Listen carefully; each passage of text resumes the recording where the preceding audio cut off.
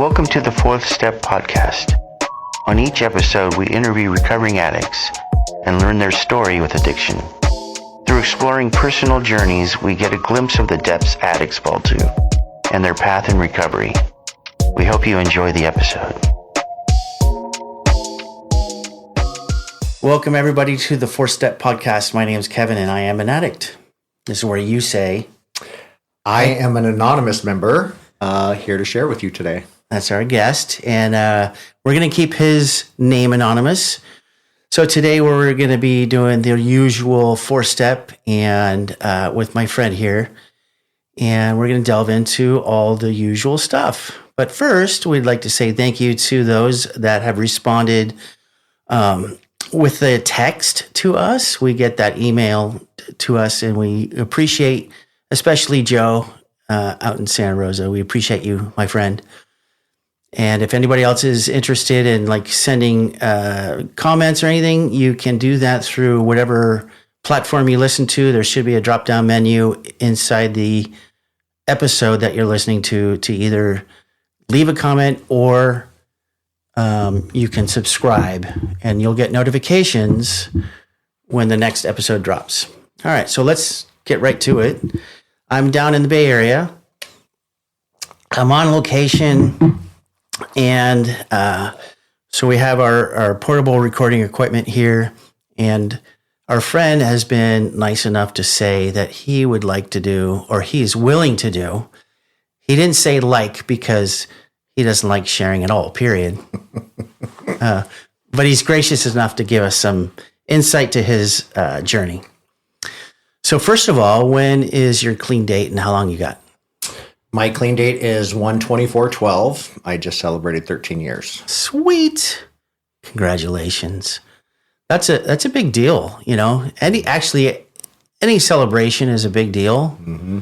But you're like a teenager now. I've officially been clean longer, the longest I've ever been clean. Yeah. Have never been clean this long in my entire life. So that indicates that you've had some relapses in your story? No, I started using very young. So I was never clean for 13 years before. Yeah. Oh, that's crazy. Yeah. You started early. So in your childhood, if you started that early, there must have been some kind of trauma that you experienced. Do you relate that trauma that you suffered to the decision of getting loaded? So I think there was several things that happened as part of my childhood. Like introduction, and by no way do I blame anyone for the introduction of drugs into my life. But at a very young age, I was introduced to the opportunity to use different substances so that I couldn't tell, right? So if I was doing it, I couldn't tell on my older siblings that were also doing it. Oh, yeah. And so it was cute to see me get a hit off a joint, or it was cute to see me take a swig. Started out with pot and alcohol? Pot and alcohol. And what quickly connected for me was that it was a way to escape how I was feeling, those feelings of shame and guilt and just otherwise unease in who I was as a person. I mean, that hits most people, you know, most of us that are in recovery. So what was that childhood trauma look like? Gosh. So it was a lot? A lot. Like thinking about I'm the youngest in a large family, a large dysfunctional family with a mentally ill mom that was also an alcoholic, abusive brother, like not untoward, but just traumatic for me, like getting locked in a toy box or being put up on a beam and left to take care of myself at a very young age. Yeah, that's traumatic. Those are just things that didn't go away easily.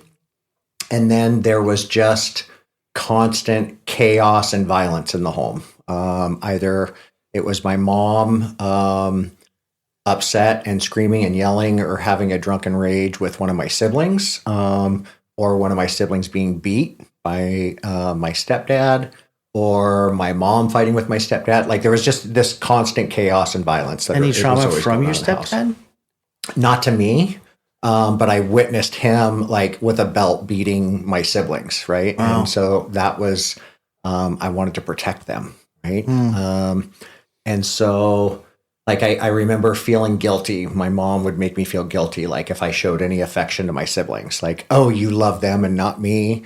Like there was just this Really? constant mind game shit that went on all the time. Yeah, I can relate to that. The shame and the guilt. Yeah. And so as a kid, I learned early on that I had to shapeshift, that I had to be different people with different situations. And I was constantly looking to keep everybody around me happy. So I could never step out of line. I could never be just who I wanted to be in that moment because I needed to worry about what was going on for everybody Yeah, else. what do they call that in the family dynamic? The caretaker. Caretaker. That was you? Mm-hmm. Huh. That's interesting because you still do that today. Mm-hmm. Well, why are you laughing?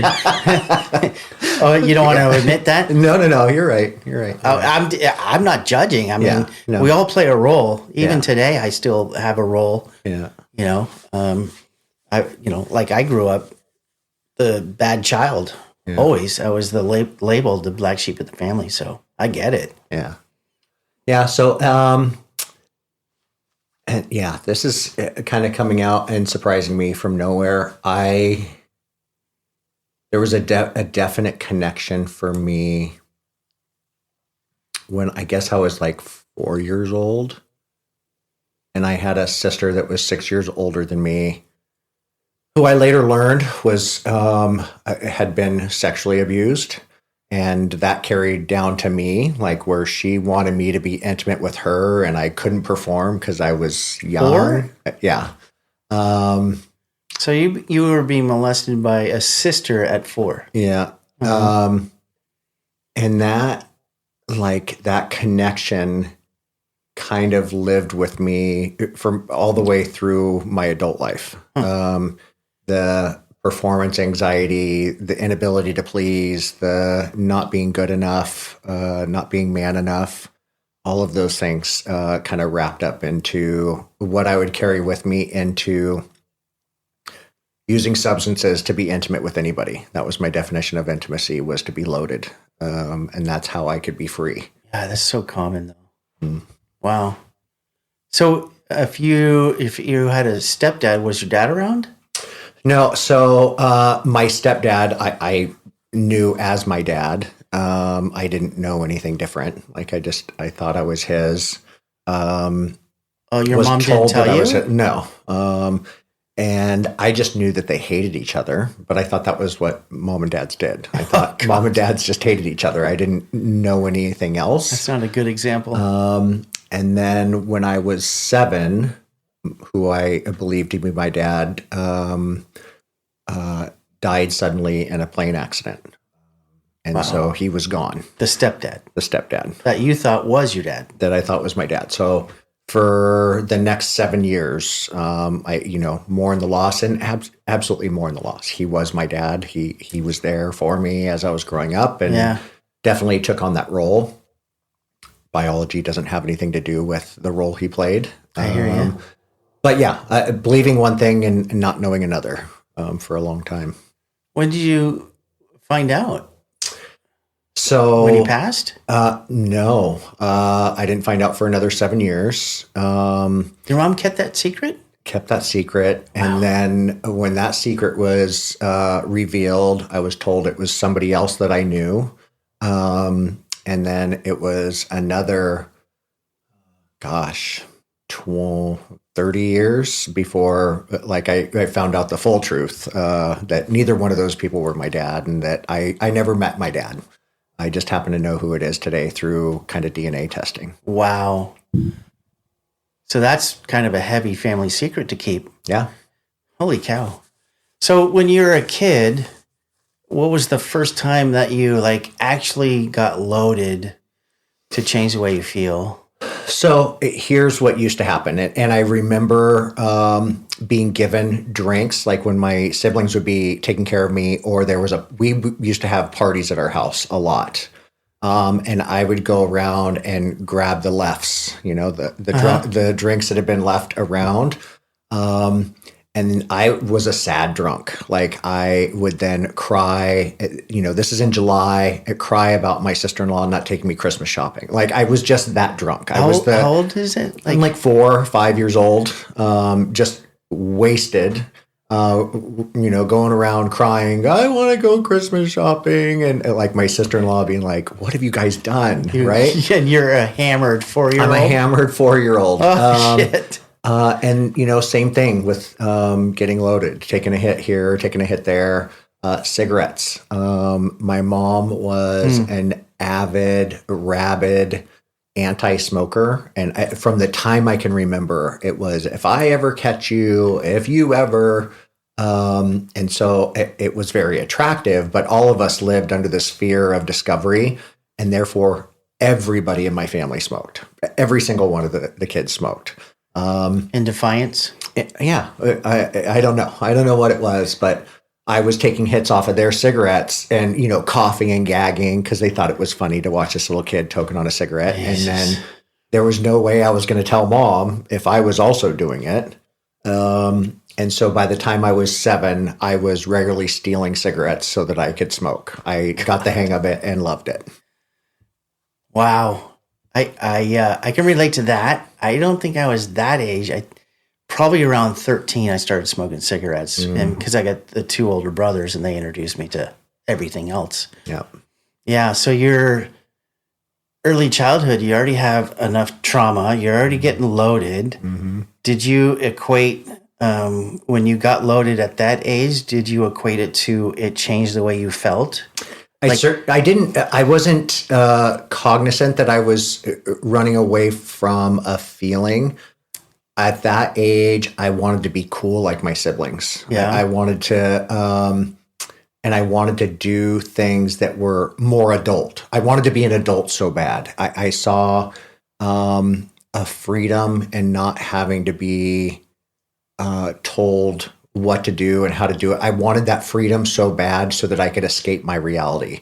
So everything I did was in an effort to be older and to look older and to be closer to being done with childhood. I wanted childhood to be done. Yeah.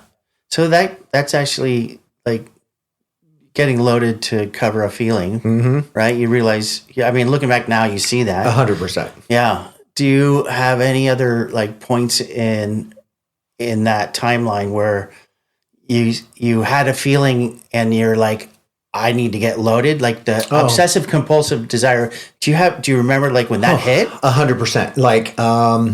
Like hiding my sexuality was huge. And like not understanding that I was hiding my sexuality, but knowing that I was attracted to boys. And knowing that I found myself attracted to girls too. And so I just thought that's what everybody felt. But hearing the labels of fag and gay and queer, like it used so derogatorily, and assuming that's what it meant when you liked boys. And so I wanted to shy away from that as much as possible.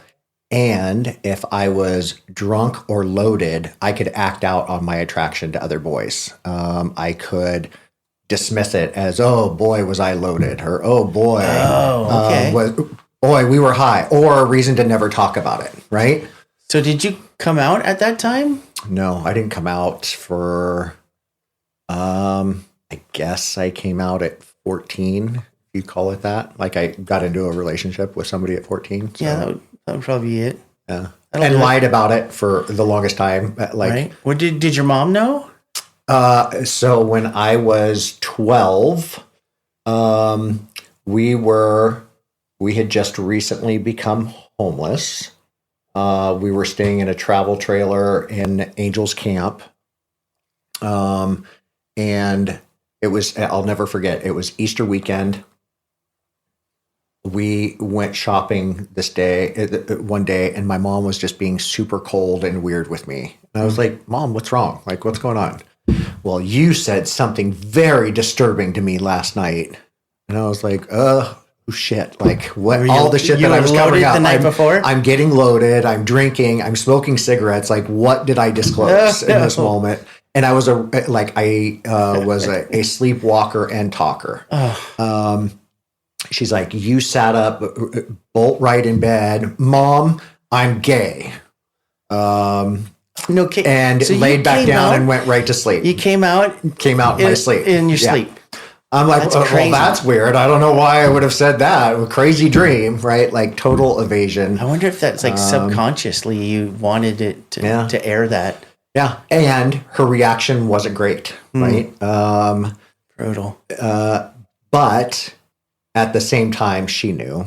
Like, she knew. My older sister had asked her if she thought I was. Yeah. Because, there'd been all these. One of my sisters walked in on me and my best friend screwing around. And, like, there'd been all these instances of kind of facts adding up to that. Yeah. Yeah, that's interesting because you, like, I know that you moved around a lot in your childhood. Mm-hmm. Did that, like, shame and guilt follow you wherever you went? Oh, 1,000%. Like, how often did you guys move around? So lived in the same house until I was 7. And then my dad was in a plane accident and we lost our house. We didn't have income. We moved around a bunch. And so we would move into a rental and run up the rent and get evicted and move on to the next place and run up the rent and get evicted Wow. and move on to the next place. So I think at one time I estimated I went to like 13 different schools in the course of my elementary years. And Just because you guys were poor and you moved around. yes, poor and moved around. And here's what I can recognize today, and it's an appreciation I didn't have then, is no matter where we moved to, it was always an area that we couldn't really afford to live in. And it's because my mom wanted me in the best school district, right? Like, despite like the trouble, Yeah. she would always move us to an area that had the best school district. What that did, though, is I had to constantly try to fit in again. And I would find my way with a group of people and then they'd be gone. And then I had to do it Because again. you moved, yeah. And then, That in itself is traumatic. yeah, like zero stability, always wondering, like if she's going to go to jail, always wondering if, when we're going to have to move, having to get rid of possessions, losing all of my childhood possessions in storage. Like, that shit just happened over and over again. So it became very commonplace. God, it makes me wonder what that, like how compounded the shame and guilt, like little one thing after another for you, you know, holding the secret about, or finding out the secret about your family, your dad's, finding out, you know, the molestation, having to keep the secret of being gay, and then all the moving. Having to keep my mom's secrets, right? I was the holder. I was her surrogate husband. Like, I held all of her secrets, all of the laws she was breaking, all of the wrong things she was doing, all of our location. I couldn't share our location with my brothers and sisters because she didn't want anybody to know where we lived. Like, so I had to hold on because there was always the law after her for something she had done, whether it be Really? credit card fraud or bounce checks or IRS collections or assumed identity. Like, there was just a lot. There was a lot to her existence that was rooted in survival. And I was complicit. Like, I had to co-sign and be part of that. As a young kid. Yeah. Jeez, that would add to the shame and guilt. Yeah. I became a masterful liar is kind of what it allowed me to do. That's sad. Yeah, looking back though, you can clearly see where your addiction was attached to, like, stuffing the feelings or masking those feelings. How old were you, like, when you remember that, like, it just took off? Yeah. I was in 7th grade and I was drinking and smoking pot daily. Like, that was what I had to do to go to school. That was what I was going to do every function. morning, just to like be static, right? Yeah. That's when I started cutting school. I had been a straight A student up until then, despite all the moves and the chaos. But that was when I first remember, like, I'm no longer strong in school. I'm no longer able to keep up with everybody else. And I'm just going to cut out and escape. I don't want to be doing that. I don't want to be doing life on a regular basis. Well, I mean, looking back at all that stuff and finding out the point where you recognize that it turned into obsessive compulsive behavior and you're in 7th grade. Mm-hmm. So, like, take me through the next few years until, like, you found recovery. Was there a lot packed in that? So much packed into that. Like some stories that, like maybe were pretty significant for you. So left home at 13. Left home at 13. Left home at 13. Moved in with my best friend and his mom. It was late 13, like almost 14. And the way that happened was, my mom being dramatic. And I just wanted to go and spend time with my best friend. And she flipped out. You're abandoning me. We were homeless. Like, we didn't have anywhere to live. And I had a week off school and could go and stay with my best friend who was very wealthy and had a nice house. And we did fun things. Like, it was a no brainer. Right. And I could get loaded and like all the things were there. And she flipped out and wrote me a fuck off letter, which she was famous for. And my best friend's mom was like, you can just stay here with us. Like, at 13. You don't have to go back. And so that's what I did. And that's when I had been introduced to meth before then. But that's when it took firm hold. Wow. Coke, meth, pot. Is your friend doing it too? Yep. Yeah. So we kind of got into it together. We started growing our own weed. Like we were just kind of living our best life at the time, if you will. Got a job, lying about my age, all the things. I just accelerated my growing up across the board. And like that was like this important part in time. Like I was going to school. I had leveraged kind of guilt and sympathy on the administration to get on a senior work program as a freshman. So I only had to go to school between 8 and 10, and then I got to leave for work study and go work at this pizza parlor. So I had income and I had money that I was using exclusively on drugs. Wow. And that went on for like a year and a half. So much happened in that time frame, and like this is a best friend that I was screwing around with, but we were straight, that whole thing. We both had girlfriends. It just weird shit. I guess it goes along with that time frame. But I got into a beef with my sister.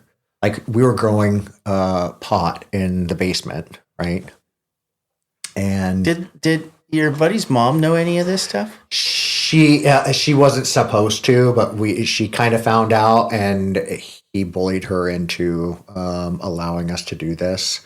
But my sister, who was breaking up with her husband, was staying and was staying with us as well, like at my best friend's house, using the car and like completely abusing the privilege, and was asked to leave. And got really pissy. And I saw it as she got really pissy. I think she was also afraid of the path I was going down because had hooked up with some people that were cooking and were going and stealing. No, I did. Oh. And were stealing vehicles to supplement kind of a meth addiction. And so she got in touch with my mom, who I hadn't been in touch with for a long time, and told my mom what was going on. My mom called my best friend's dad, who was going through a bitter divorce at the time, and told him, and he called the cops and got my best friend's mom busted and arrested. You're kidding. Got all three of us arrested, right? So your sister snitched on you. Sister snitched on us, involved my mom. I got remanded back to my mom's custody. Never... that relationship never repaired. So there's a lot of guilt and shame around Oh, yeah. that, around the impact that I had on that family that had I not been there would never have happened. Right. Yeah. Well, I mean, your sister's. Yeah. Yeah. Well, of course, you shouldn't have been growing pot and stealing cars and meth and all that stuff.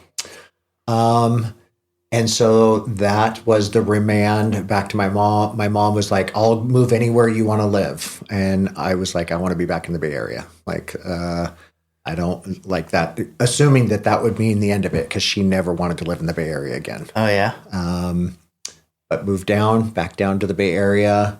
And within like 9 months, I had met somebody and was like exploring my sexuality fully. So I met somebody that was 22 years older than me.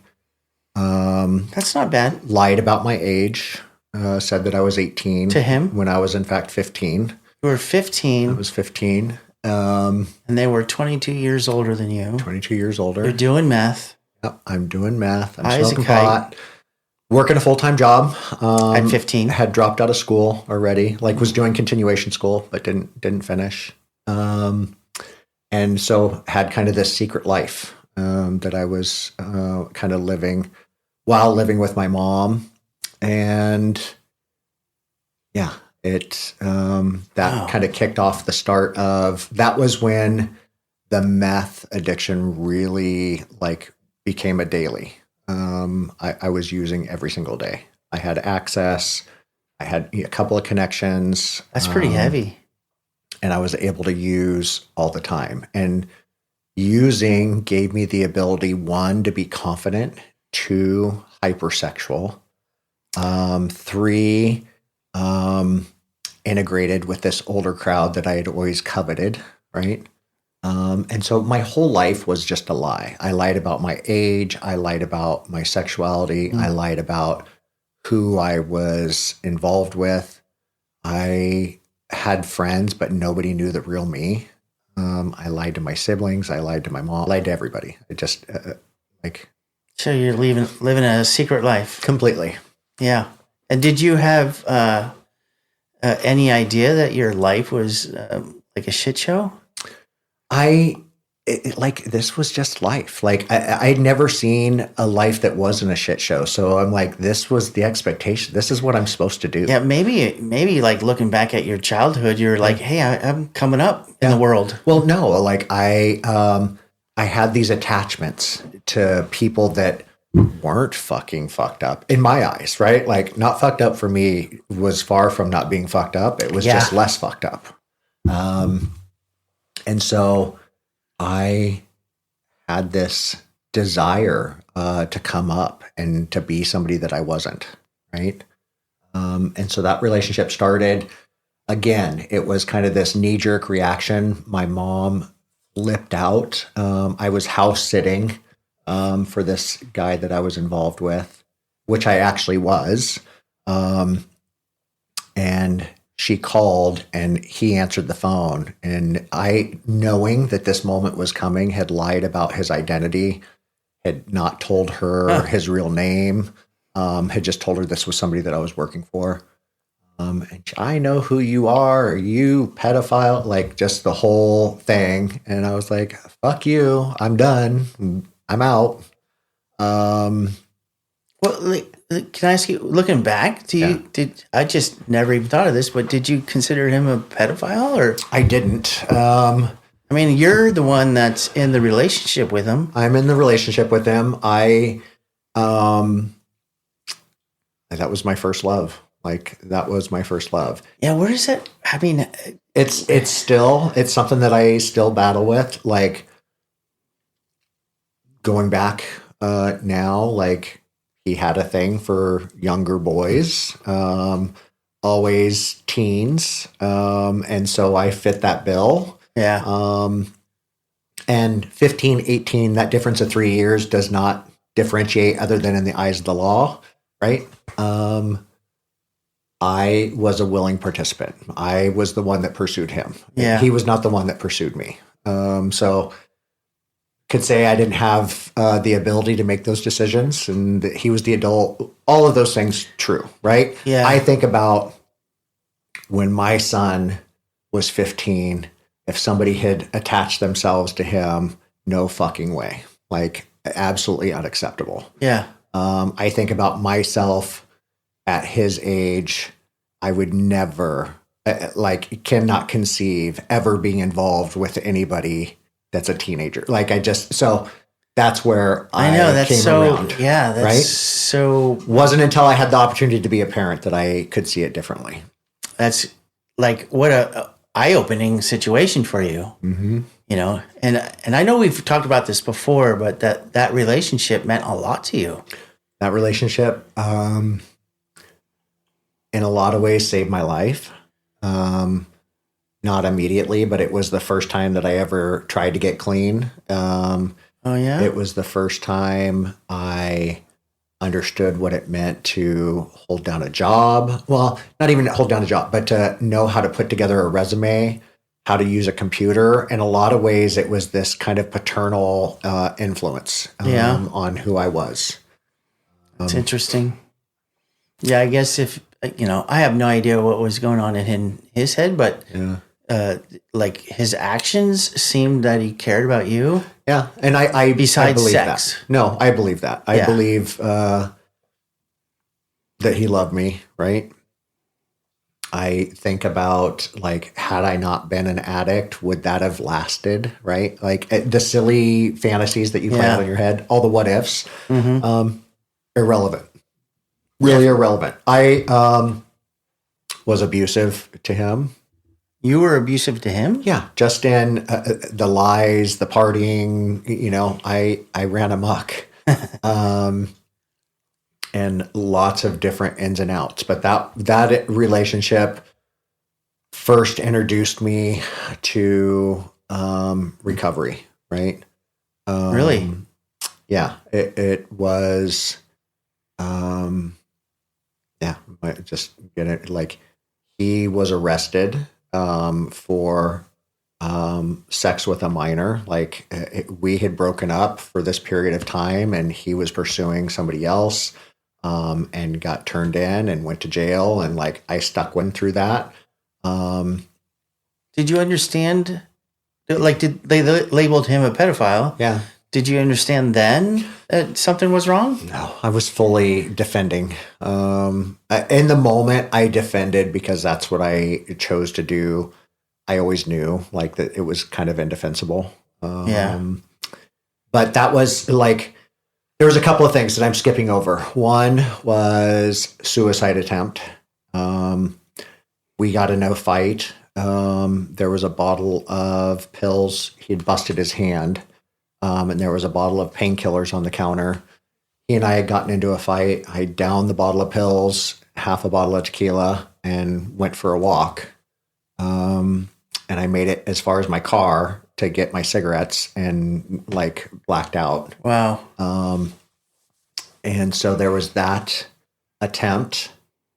What was that feeling? Like, I mean, admittedly, I just didn't want to be here anymore. Yeah, I've I did not attempted suicide as a teenager also. I did not want to feel the just level of despair and hopelessness. I wanted him to love me so bad. I wanted to have control, and I recognize now that this was learned behavior. My mom controlled everybody around her with threats of suicide and faking and being volatile in that way. And so my being suicidal, it wasn't even anything I thought or planned out. It was just a spur of the moment. And I'm like, I'm fucking out. I have nothing to live for. No need to be here.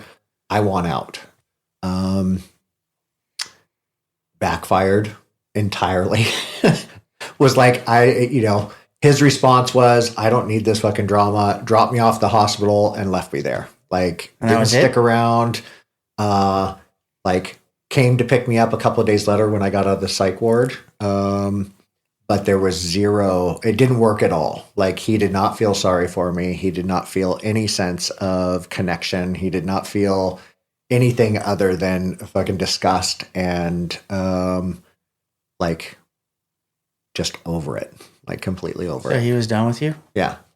And that pattern repeated over and over and over and over right? Uh. But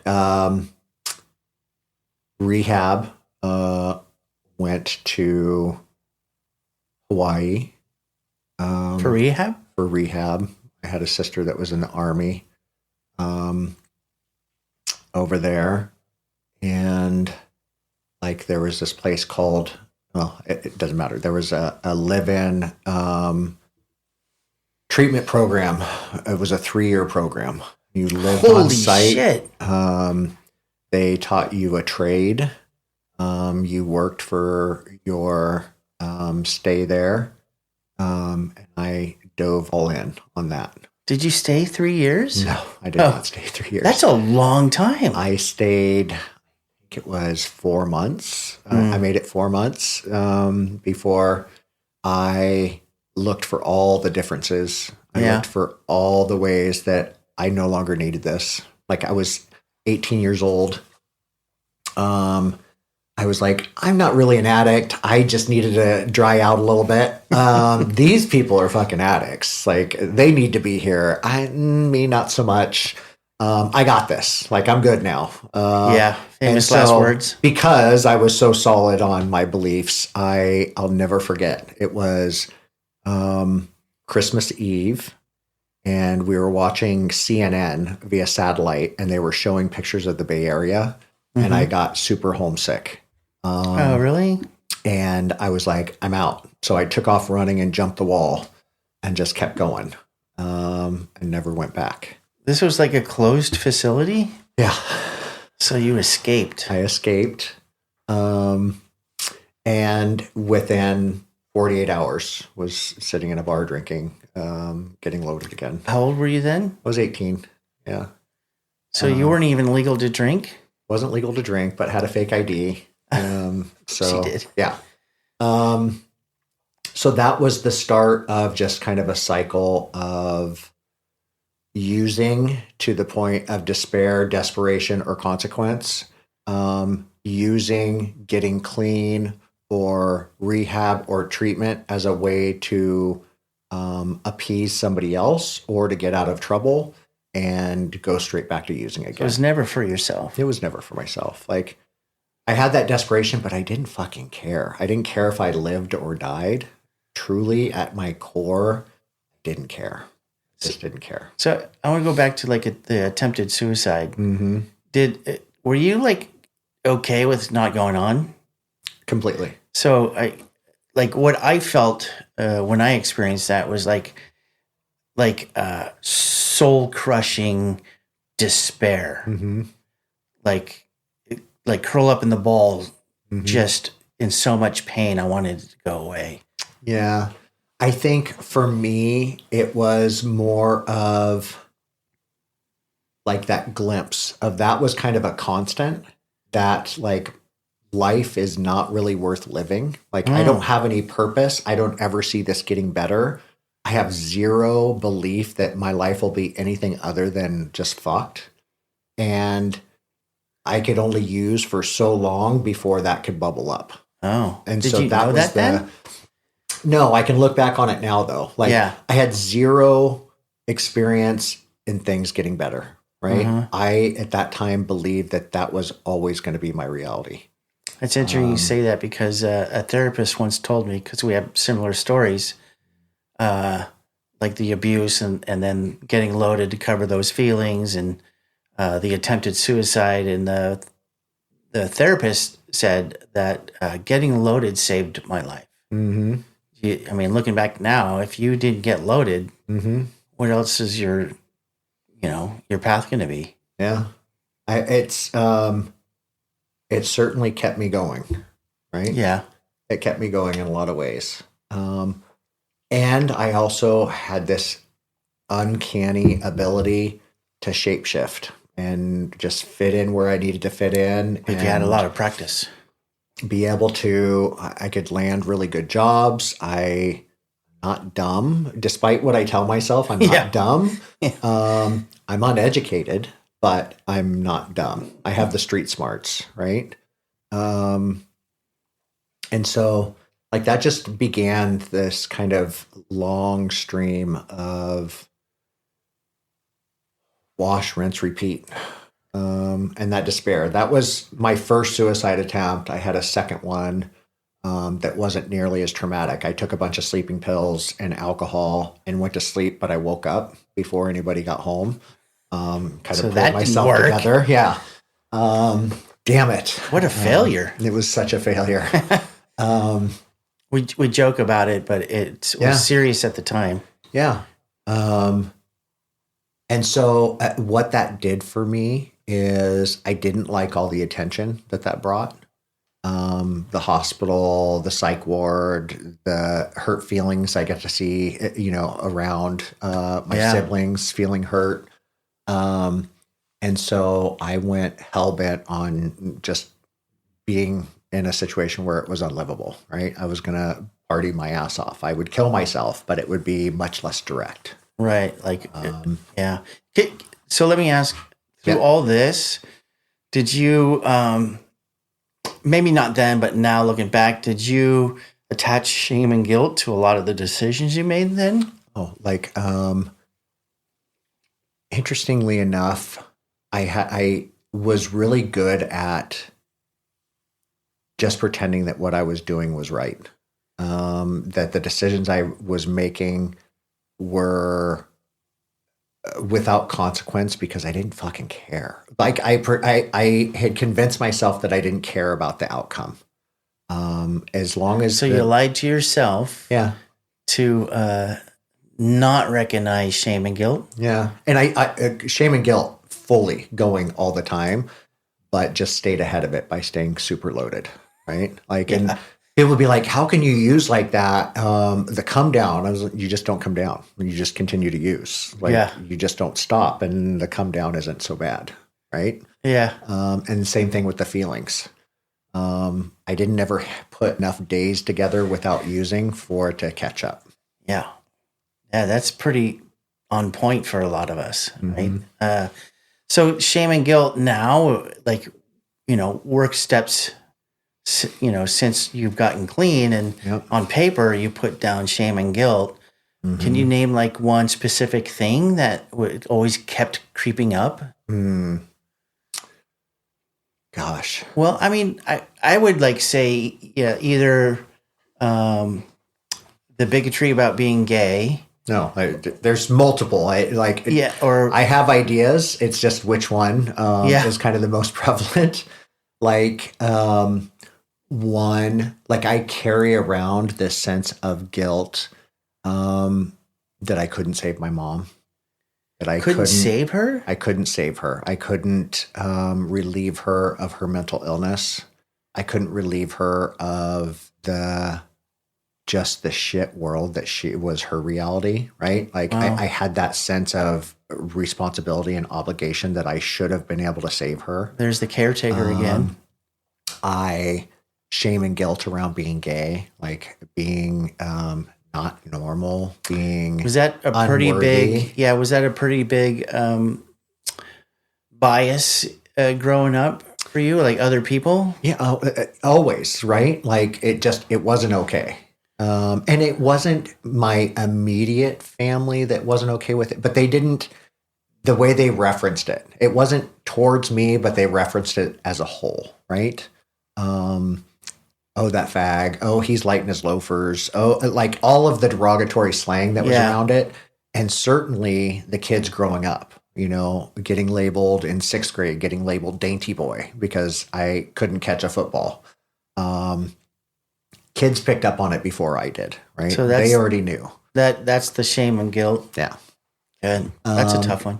So sexuality, not being able to save my mom, being a drug addict, right? You had shame and guilt about that? Shame and guilt because of the things I would do just to stay high, right? The responsibilities I would fuck off, the people I would harm, the jobs that I would abandon, the lies that I would tell.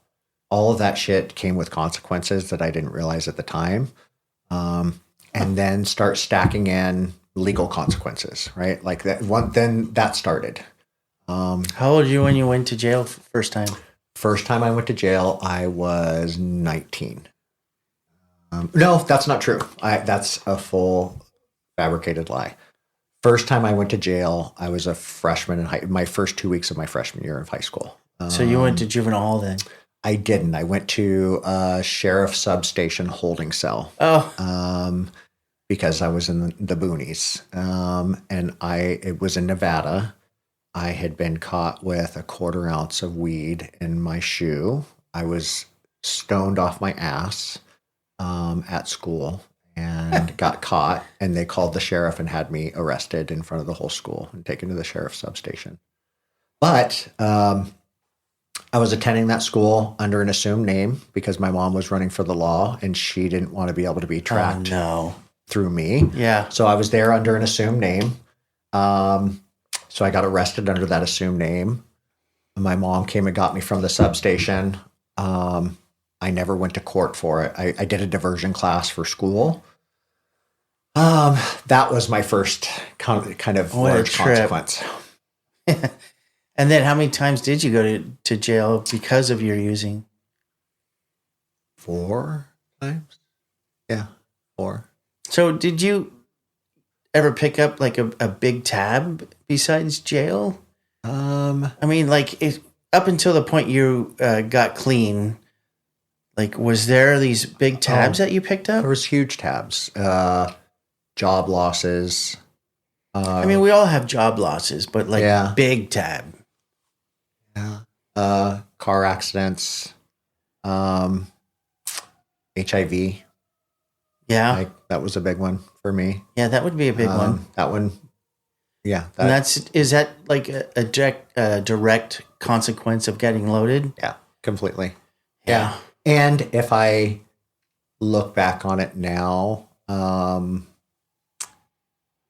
it was kind of the method that I was living, like that long, slow death instead of the direct suicide. Yeah. Like the way I was living and the situations I put myself in and the people that I was around that would violate me, like without consent, Yeah. was all okay, right? That was my slow, long burn. So you really didn't have any respect for yourself at that time, right? None. Yeah. But all in the name of fun. God, I was having a great time. Yeah, joy. No, so like you contracted HIV. Mm-hmm. Didn't know it. Didn't know it. Not know. Was there like how long ago was that? Oh, fuck, I don't know. 20 years? Yeah. So was diagnosed in 2004. Okay, so 20 years. Yeah. So 20 years. So 20 years diagnosed with HIV and you're still healthy. So that actually is wrong. I was diagnosed with AIDS in 2004. I was experiencing severe health symptoms, shingles, candida, MRSA, abscesses, was not absorbing any nutrients, was having severe psychosis, was still using heavily, and still refused to take a test because in my mind, I didn't want it to be on record. Like that was still back in the day when you could be denied services or health insurance or anything by having that diet. So I went to the hospital because I wasn't feeling well and they wanted to test me and I refused because I didn't want it on record. But after getting released from the hospital, I got tested and found out like, that I was voluntarily and found out that I was dying. Like I had 32 T cells and a normal person has between 5 and 800. Yeah, that's not good. So anything under 200 T cells is considered when HIV is considered AIDS. So I had full-blown AIDS. What does that look like now? I've been healthy and thriving since 2007, 2006. It happened really fast. I found this amazing doctor who hit it hard with this regimen of drugs, and I just was on that cusp of it being a death sentence and it being recoverable. Glad you recovered. Mm-hmm. Very fortunate to have you in my life. I gotta say that. Same. So Same. shame and guilt. Add that one to the list. Yeah. I'm diseased. Oh yeah, huh? I am I'm infected. Like I'm scourge, right? All of those things, all of those feelings. So that's like, I mean, now that would be like just the story your head's telling you. no, and it's not on repeat, but I drop the needle on the record from time to time. Yeah, Yeah, but it doesn't loop constantly anymore. that's good. Yeah. That's good. Yeah, because you can recognize when it starts to happen and do the work around it. Yeah. So shame and guilt, and then we go to fears. Fears would be like when you first got clean. I could tell you one because I know you that well. Is that one of your fears is getting found out? Yeah. Yeah.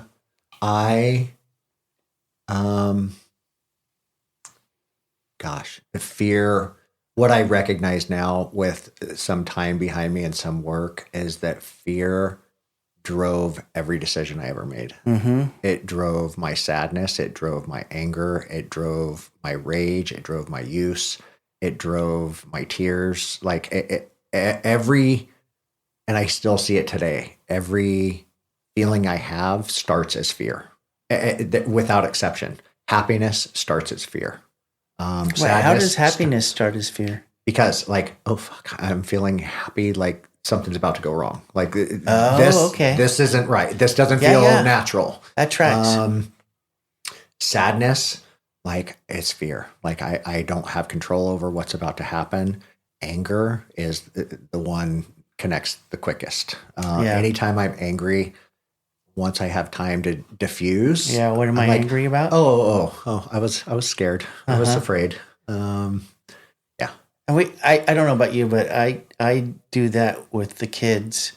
Like if they're doing something, especially, if one of the kids is doing something that I have experience of doing back in the day, and I get triggered that they're going to end up like me. 1,000%. Yeah. And then I'm angry, but what I'm really about is I'm afraid. Scared. Yeah. I'm scared for them.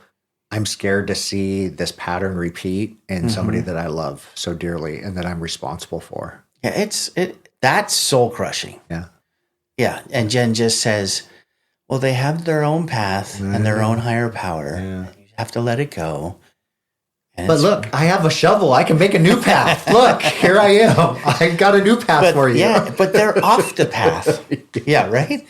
No, that fear, that's a lot of us, And what's another fear, like when you first got clean? So, like, the fears before were like job losses and being homeless and not being able to use, right? Like those were the fears that I had. Yeah, like right. that I would never have fun again, that I would have no use on this earth, right? If I wasn't using, if I wasn't supplying or doing drugs with people, then what purpose did I really have? Like I was an 8th grade educated dropout, addicted to meth. Like what fucking purpose did I have?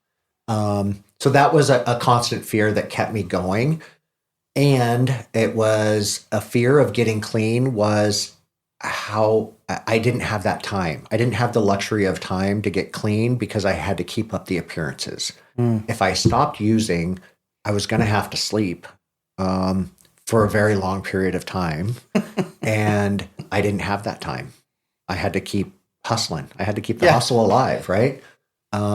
That's the same old story. It's the same old story. But when I got clean for the final time, my clean date of 1/24/12, my biggest fears, and I know you're supposed to get clean for yourself. My biggest fear is that I was going to lose my son. Yeah. He was 4 years old.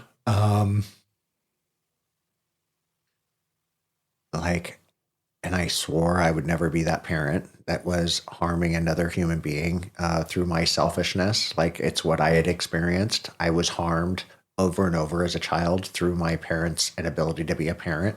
my spouse, I'd, grown accustomed to harming him. I but he was going to take he was going to take my kid. Yeah, I got you. Right? Like this wasn't, I was going to lose both of them. But it was that fear of harming my son that finally clicked for me. That final time of being arrested, that final time of not showing up at home, not being there when I was supposed to be. Yeah. That fear of, I finally pushed the envelope too fucking far this time. Did you ever think about like dying and what would the consequences of that for your son? It's so funny. Well, I mean, when I was dying, was before my son. And then I got like this second chance. Yeah. And I was like, time to go back to doing what I do. Right. Like That's I got my health That's back. insanity. It's complete insanity. Right. Yeah. And so what that told me is that my life still didn't have value. Right. I saved my life for somebody else. I didn't think that I really was going to be able to save my life. I thought I was going to die. Yeah. And like, then medicine worked. And so I was grateful for a little while. But my addiction, I never did any work to stay grateful. The gratitude was one of those deals. If you let me out of it this time, I got you. Well, like you I'm weren't going to working change. a program either. You weren't clean yet. But I remember very distinctly pretending. I was pretending to be clean. I was pretending to have recovery. For your son's like first 4 years? Yeah. I for a total of 7 years in my relationship, I was pretending to have this recovery that I didn't really have. I had periods of recovery. Were you going to meetings? I would pop into meetings and I would pick up literature.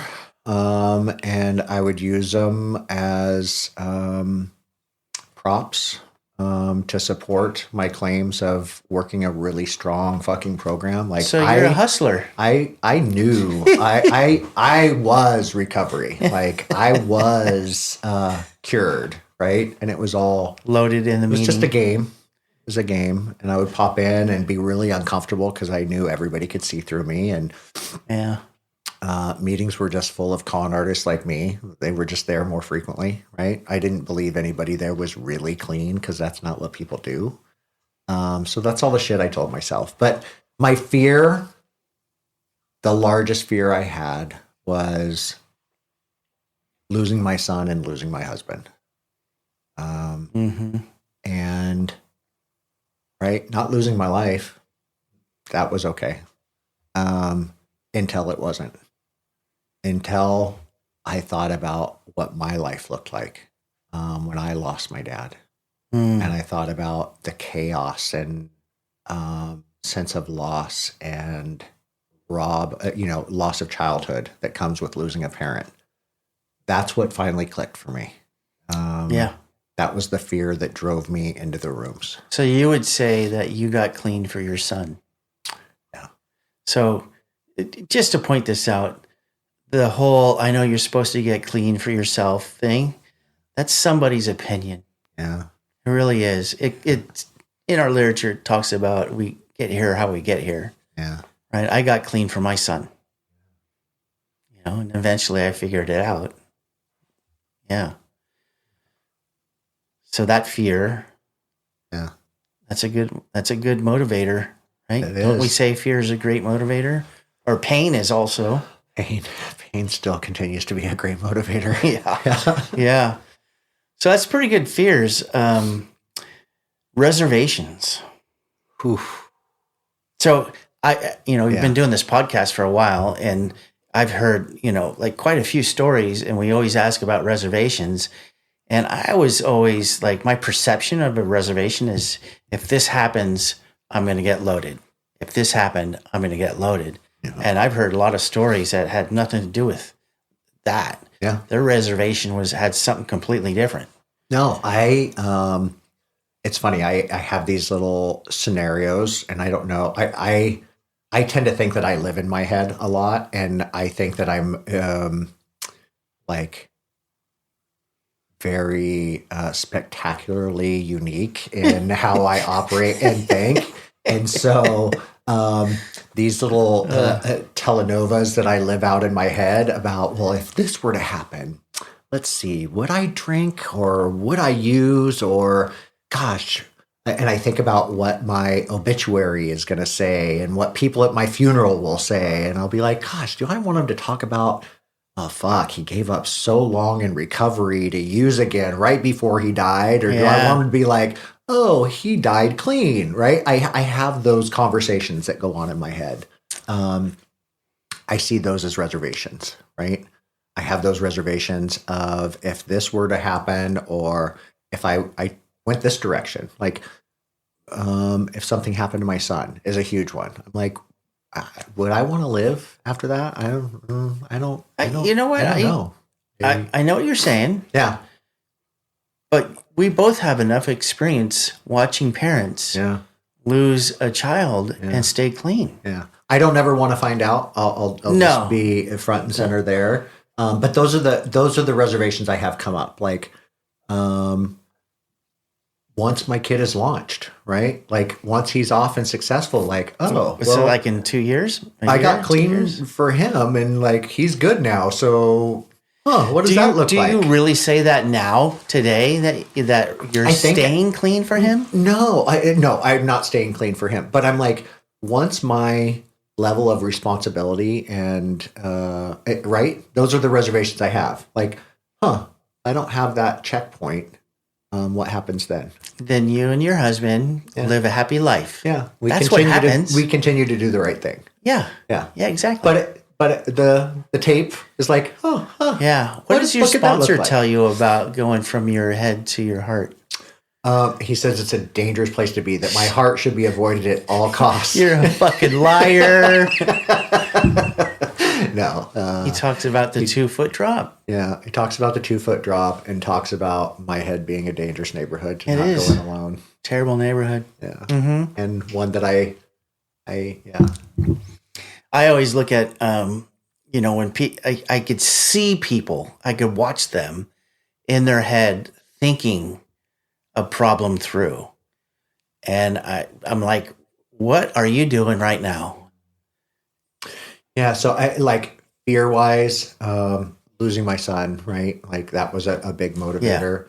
And I discount this and I shouldn't. Like losing my husband would be the worst thing that could happen to me. Yeah. Right. Like, he, for better or worse, his own stupidity, kept him connected and given his all, when he should have fucking kicked me to the curb like long ago. Right?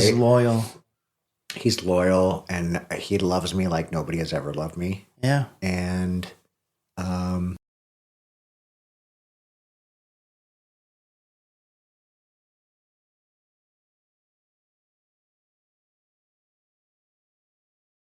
that fear is a motivator. And I think that's a fear that's still constant today, is there's going to come a time when he's had enough of my shit. Even though like my shit doesn't look the same as it did. No. That he's just going to be like, enough of this guy. Like it's going to finally add up to the spillover point and just be done. That's in your head. That's right? my fear. Right. Yeah. That's the story you're telling yourself. Yeah. So that's a constant fear. I still struggle with the fear of not being good enough. The imposter syndrome too? The imposter syndrome. Like I'm not smart enough. I'm not educated enough. You don't deserve this job. Yeah. I'm not, that I'm just simply playing a role, which I did my entire life. And now that I'm not using, my role lasts longer. But eventually, the gig's going to be up. The show has to end at some point, right? If only they knew. If only they knew. And I try to pepper in like bits and pieces of my authentic self, and test the water, and they don't go anywhere. And I'm like, well, the fuck? Like, yeah, that's weird. Maybe they like still you. Here. Yeah, which is hard for me to accept too. I know it is. I look around and I look how other people interact with each other. and I always compare it to how they interact with me, and I see it as different. And I see it as they tolerate me, but really like them. Yeah, but your eyes are skewed. Yeah. You know, which is the truth. And because I have the same problem too. Yeah.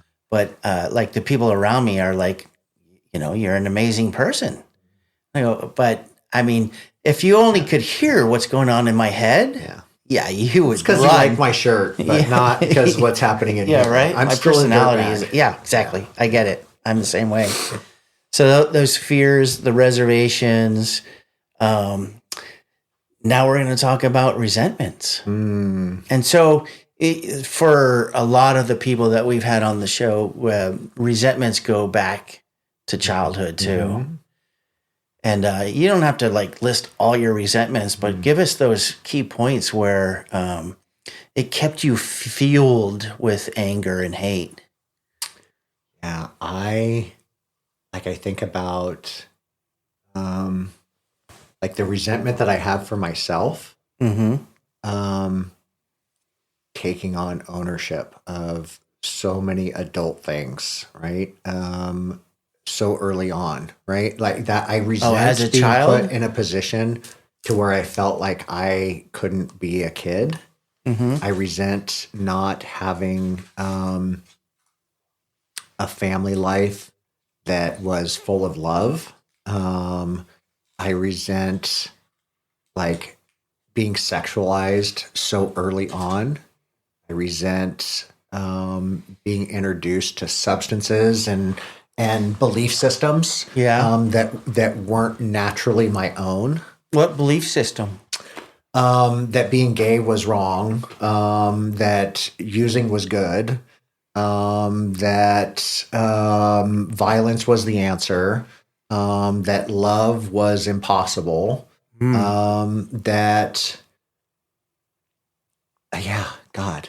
So that sounds like the same shit, like the misinformation given to you by misinformed people. Yeah. And misinformation just passed on through lived experience, right? Like my reality was one that's what I took from my observations. And then that goes deeper. That like the next level of resentment is like institutional resentment, right? Around belief systems, around religion, around government, around like control of others, racism, right? Like I grew up in a racist house. I grew up being around language that today I find disgusting and harmful. And I made that connection pretty early on. Even loaded, I was like, that shit is whack. Like that doesn't align with how I feel inside. That's interesting because you felt that in your heart that it was wrong. Yeah. It kind of goes to your character though, loaded or not. Yeah. Yeah, that's impressive. But I resent that people choose ignorance over love. That they choose to continue harmful, whether they believe it to be harmful or not. I have such a problem with people harming others just for them being themselves, right? Like they're weaponizing something that nobody has any choice over. That's sexuality, color of their skin, nationality, familial affiliation. All of those things are just part of the human experience, and to weaponize that, I that's where I feel the most hatred, is when I feel other people's hatred. Like I have a hatred towards intolerance, and it's an intolerance towards intolerance. Yeah, right. So I recognize like that's Jen did an exercise like a couple years ago about everybody having a bias, and I'm thinking, well, I'm on this spectrum of like I want to support all these people. And I participated in that homophobic and racist behavior as a teenager, and that's why I was saying in my heart, I felt it was wrong, but I participated in it because that's what was going on around me, and that's not an excuse because I still participated. Yeah. But the fact that we knew in our heart it was wrong. Yeah. Even today, people still participate knowing it's wrong. Yeah. No, and they believe that in their heart, right? Like, ugh. I don't know. That leaves me, I'm intolerant, right? Yeah. I have a bias against those people. Yeah. Same. I resent being like a stereotypical fag, right? AIDS. You don't normally use that word. No, I don't. But that's the resentment I have. It's from the outside. That's the outside perception of me. That my authenticity is somehow threatening to others. And I've played right into the role, right? I resent. Funny enough, like I had a laundry list of resentments against my mom for the longest time. Yeah. And I was able to heal that through the process of taking care of her. Did you ever get to a point where you forgave her? I do, yeah. I totally do. And before she passed or after? A lot before. Yeah, that's good. And now the rest after. Yeah. Like I find myself with each passing moment, the memories I have of her are the good ones. Oh, that's and so I cool. I see her love through her misguided actions and her own illness. I feel her love, and I can recognize that she was never intentionally wanting to harm anybody. That her own disease, both mental and substance, and her own abuse, like what she lived through. That's the key and for me. Her generational bullshit and the trauma that she endured, she was repeating patterns she was taught. Yeah. Right. And so I recognize now, I can just feel her love instead of her mistakes. That's so cool. That's a good one. Because I, within the last 10 years have actually come to a point and learning about generational trauma. Mm-hmm. And a lot of the stuff wasn't my dad's fault or my stepmom's fault. They were horrifically abused themselves. And it goes back to like misinformation by misinformed people. And they just grew up with nothing else in their toolbox. Yep. So, I forgive them. Yeah. And so now that resentment and that is such a powerful, I wish my mom dead for decades. I wanted her out of my life. I wanted her gone. And then when the time came, like, gosh, I miss her. I wish I could have been a better son, right? And that's not to say that's not martyrdom at all. Like, I just wish we had had a different relationship. I wish it could have been one that was rooted in the love and appreciation I feel for her now, for the entirety, right? Yeah, but that's not. Yeah, I mean, I understand where you're coming from, and it's absolutely valid, right? Yeah. But that's not attainable, and so that do you get to the point of acceptance about completely? That? No, yeah. I completely but the sadness I have around her being gone is just that our relationship didn't have more good times than it did the bad. Right? Yeah. Because I recognized the love that was there. So you live in gratitude that you are now in the part where you have the good memories. Yep. And I live in gratitude that I can catch myself. I open my mouth and my mom will fall out and I'll be like, buddy, I'm so sorry. Like, that was not at all cool. That was harmful. That was not what I intended. And I'm sorry. I will do my best to not do that again. Right. Yeah.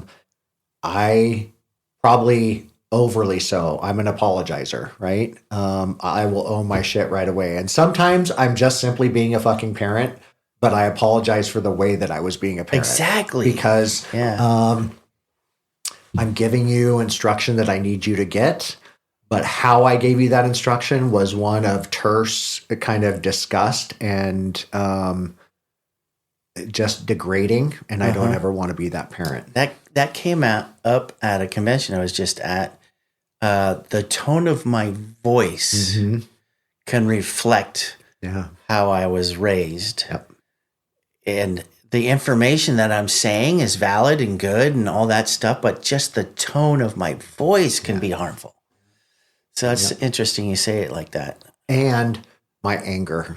I get to see, like, I'm repeating some patterns, right? Road rage. I learned road rage from the fucking best. She was a master road rager, and I still have it. Like, it still catches me.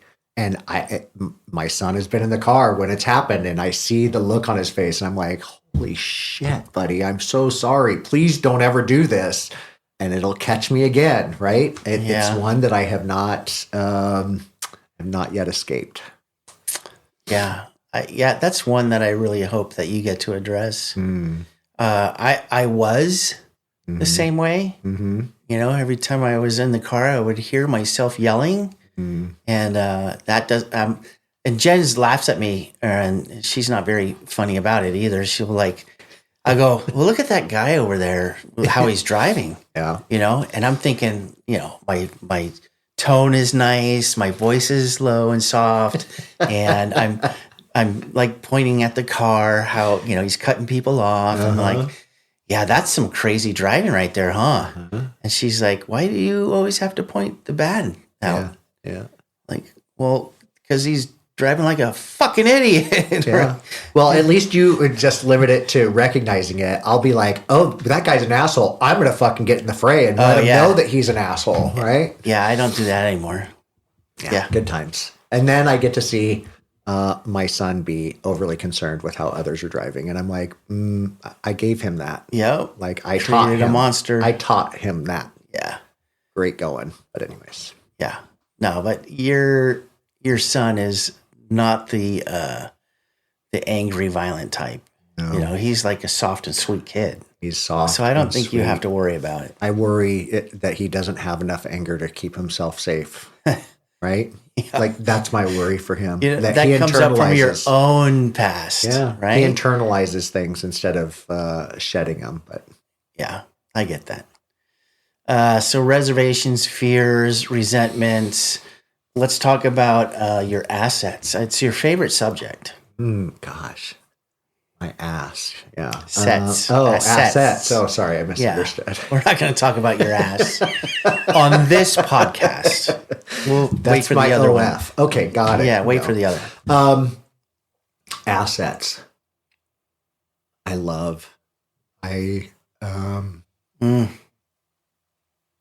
okay. I love, right? I have a capacity to love, and it's still shielded and guarded with many. Yeah. But at the core, I love. And I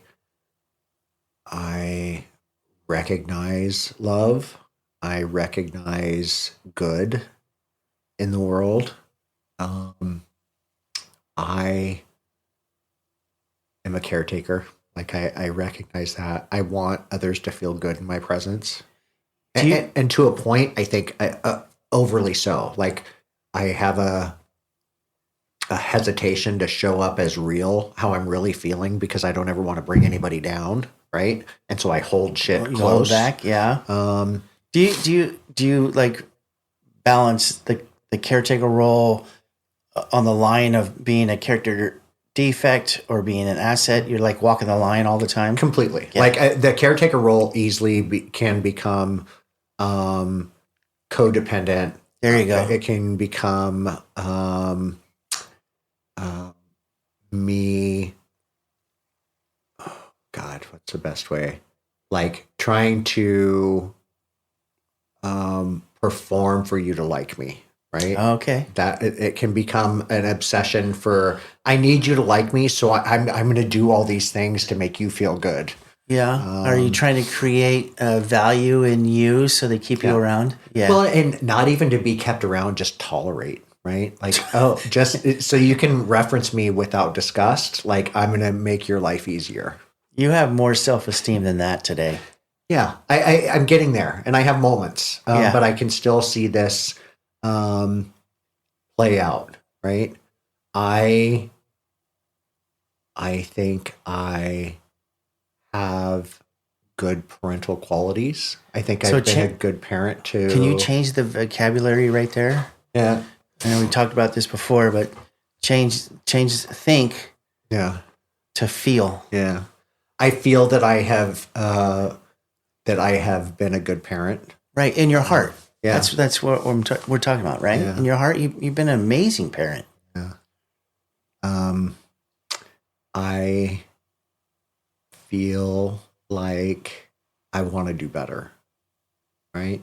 That's not something that I've always had. I see that as an asset because I today value my life Yeah. and I value a continual growth that I didn't give a shit about before.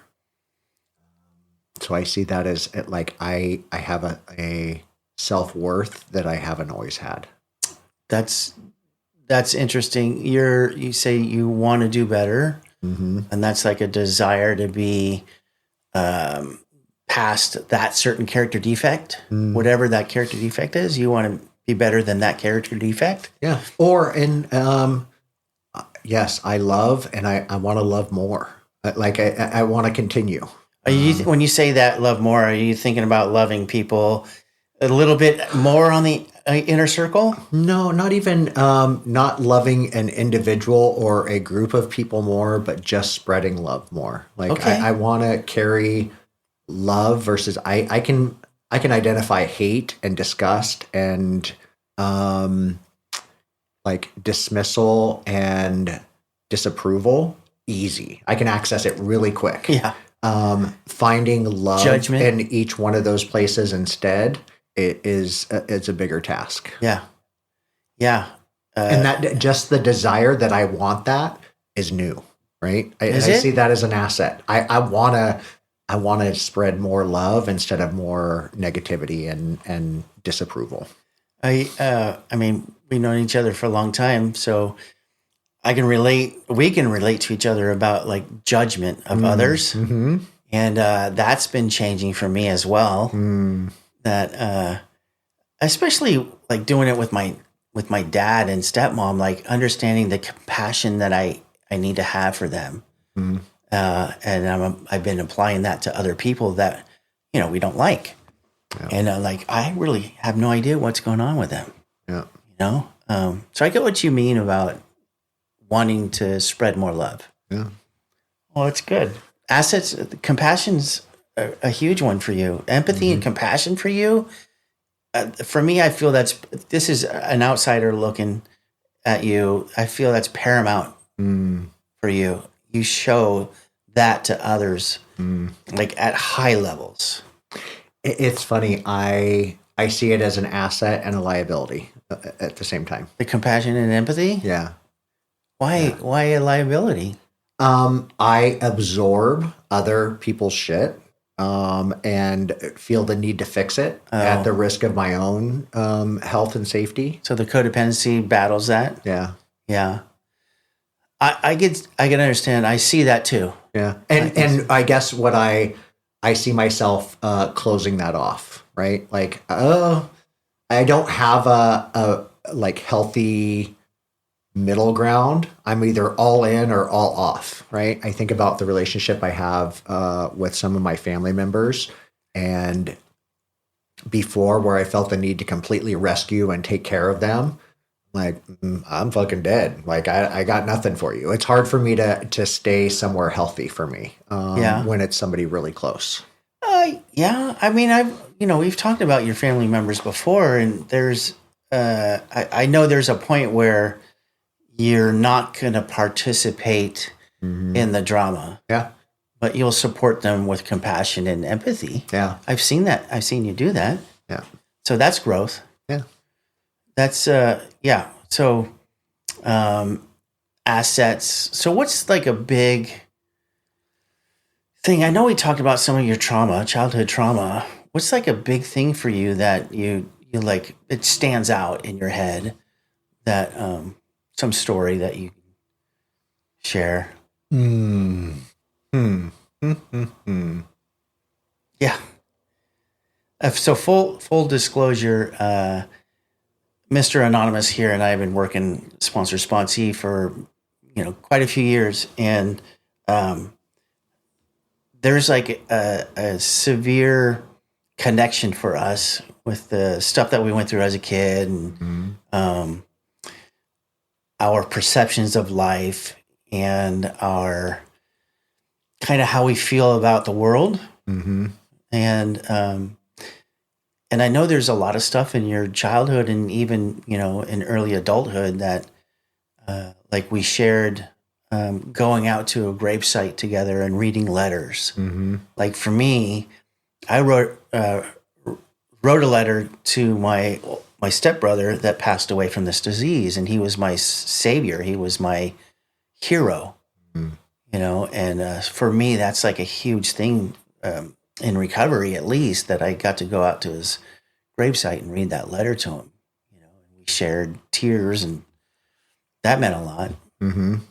No, that was my first act of self forgiveness.